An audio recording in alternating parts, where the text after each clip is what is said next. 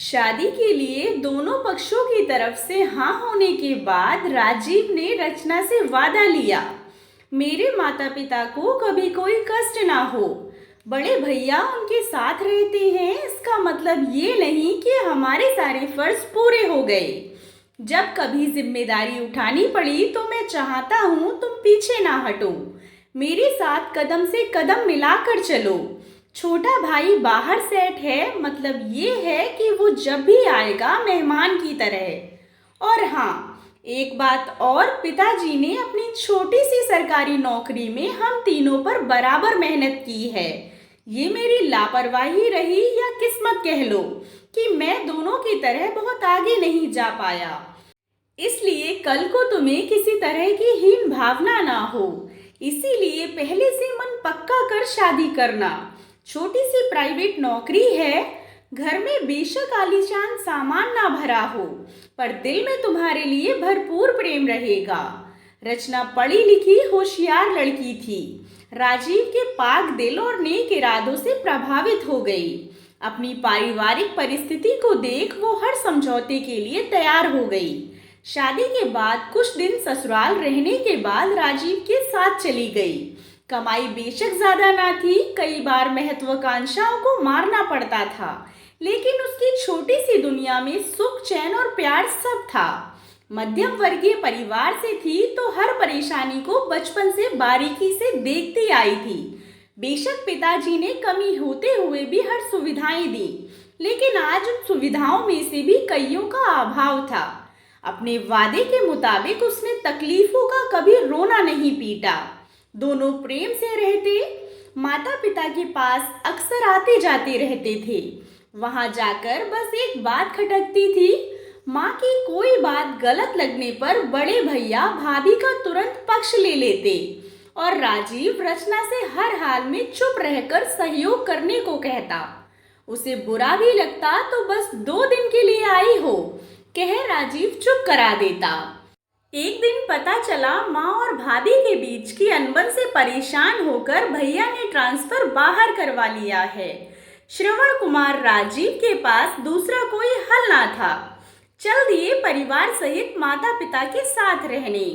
रचना भी अपने वादे के मुताबिक तन मन धन से सेवा में जुट गई। कुछ दिन बीतने के बाद सास बहू में वैचारिक मतभेद शुरू हो गए।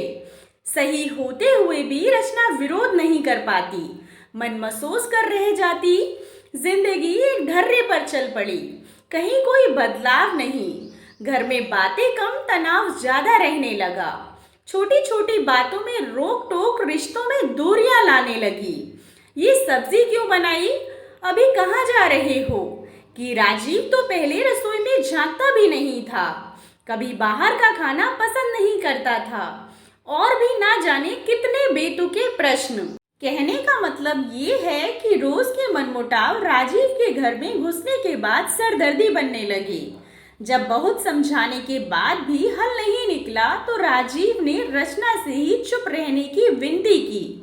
देखो रचना, सब कहेंगे बड़ी बातें करता था, आज खुद की बारी आई तब अकलाई। ये लोग बुजुर्ग हैं, इनसे बदलने की उम्मीद करना बेकार है। तुम मेरी पत्नी हो, मेरी परेशानी समझो और किसी भी तरह समस्या का हल निकालो। तीनों बेटे पिता को छोड़ कैसे रह सकती हैं? भैया की पोस्टिंग बाहर है और छोटा विदेश में है।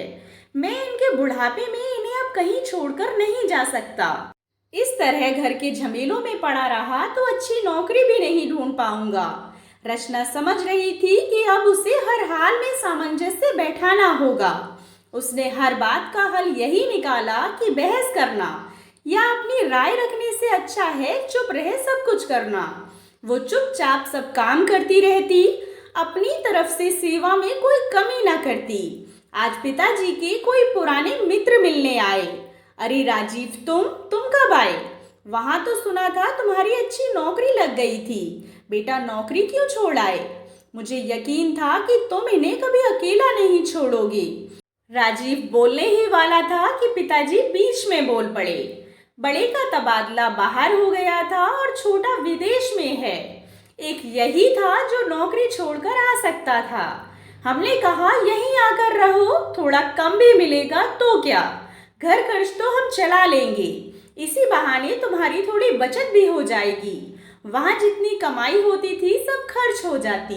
राजीव पिता की शक्ल देखता रह गया।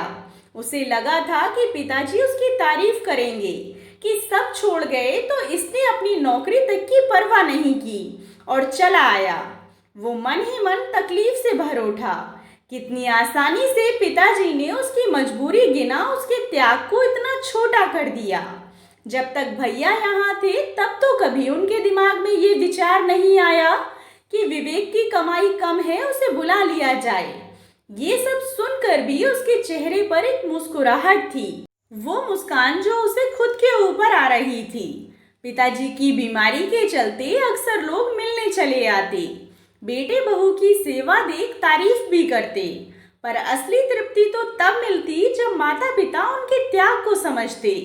बहू चुपचाप काम में लगी रहती। हाँ, समय के साथ जीना सीख गई थी। उन लोगों की बहुत सी बातों को नजरअंदाज कर खुश रहने की कोशिश करती। अब एक बिटिया भी थी, आधा मन उसके कारण लग जाता। उसने देखा साथ बैठ हर समय कुछ न कुछ सुनाया जाता है, इसलिए उसने साथ बैठना कम कर दिया था। उसे अपने से ज्यादा अपने पति का सोचकर बुरा लगता। एक दिन गुस्से में बोली, देखिए, सेवा करना अपनी जगह है, लेकिन जब सामने वाले को आपके करे की कद्र ना हो तो वह सेवा बेवकूफ़ी नजर आती है। जानते हैं आप मम्मी जी सबसे क्या कहती हैं? लोग हमें बेवकूफ़ समझने लगे हैं।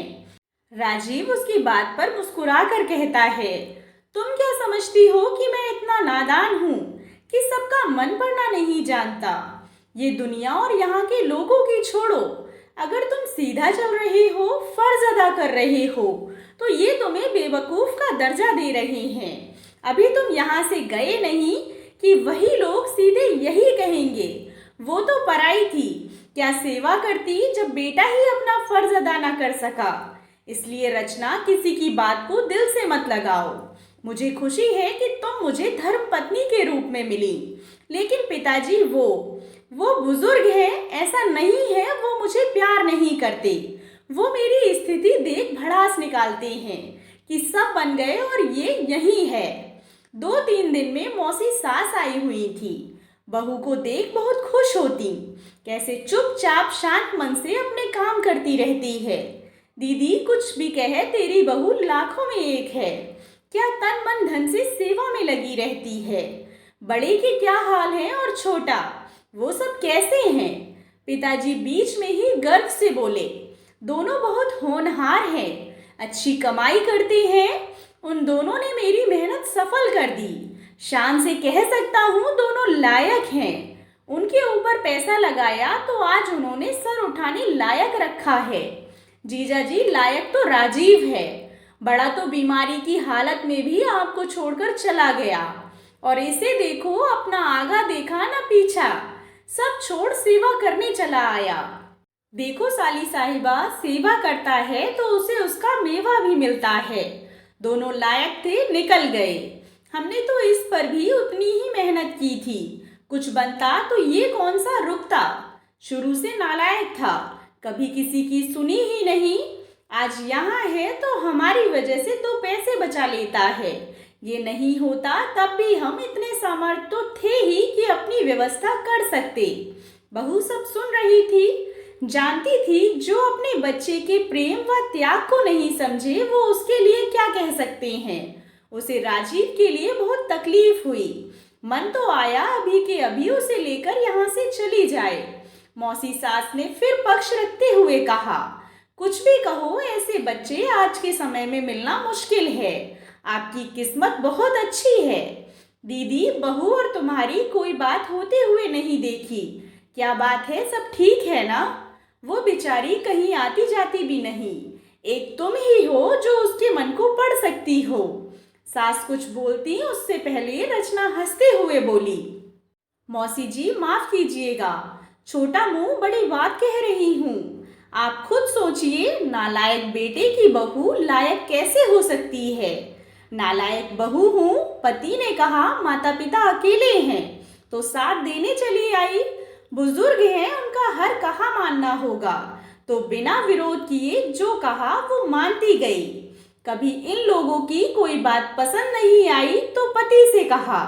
उस नालायक बेटे ने माता पिता के सामने मुंह बंद रख बिना विरोध के चुपचाप काम करते रहने को कहा। मैंने भी वही किया। हालात से समझौता कर चुप रहना सीख लिया। पर बेटा सब कुछ करने के बाद भी नालायक ही रहा, तो मैं कैसे लायक हो सकती थी? उनके त्याग, सेवा और फर्ज का ये सिला मिलेगा। अगर समय रहते समझती तो आज ये अफसोस ना होता। ये नालायकी मैंने तब दिखाई होती जब सब कुछ छोड़ छाड़ कर यहाँ आने को तैयार हुए थे। बहू की बात से सास ससुर के चेहरे का रंग उड़ गया। आज से ये नालायक बहू बिल्कुल नालायक हो चुकी है, क्योंकि अंतरात्मा की आवाज को रोक नहीं पाई। अपने मन की कहर नालायक बहू फिर चुपचाप अपने फर्ज अदा करने में लग गई। दोस्तों, किसी के मन से की गई सेवा भाव को स्वार्थ का जामा पहना उसके मन के साथ खिलवाड़ नहीं करना चाहिए। उसके विचारों की कद्र करनी चाहिए। बेटा तो आपका अपना है, बचपन से माँ बाप के स्वभाव से परिचित है। ऐसे में धन्य है वो बहू जो अपने सपनों को दबाकर पति के फर्ज को पूरा करने में उसके कंधे से कंधा मिलाकर चलती है। उसकी सेवा को इतनी आसानी से मजबूरी का नाम ना दे। जो आपकी सेवा कर सकती है वो अलग रहकर पति की भी कमाई में हर संभव मदद कर सकती है। यदि आपके 2 बच्चों में से एक कम है तो उसकी ताकत बने। वो नालायक नहीं, एक लायक बेटा, पति और पिता बनने में उसकी मदद करें। आशा करती हूँ आपको कहानी पसंद आई होगी। कहानी पसंद आई हो तो चैनल को सब्सक्राइब करें और कहानी को लाइक एंड शेयर करें। कहानी के बारे में कमेंट कर अपनी राय ज़रूर दें। कहानी सुनने के लिए आप लोगों का बहुत बहुत धन्यवाद।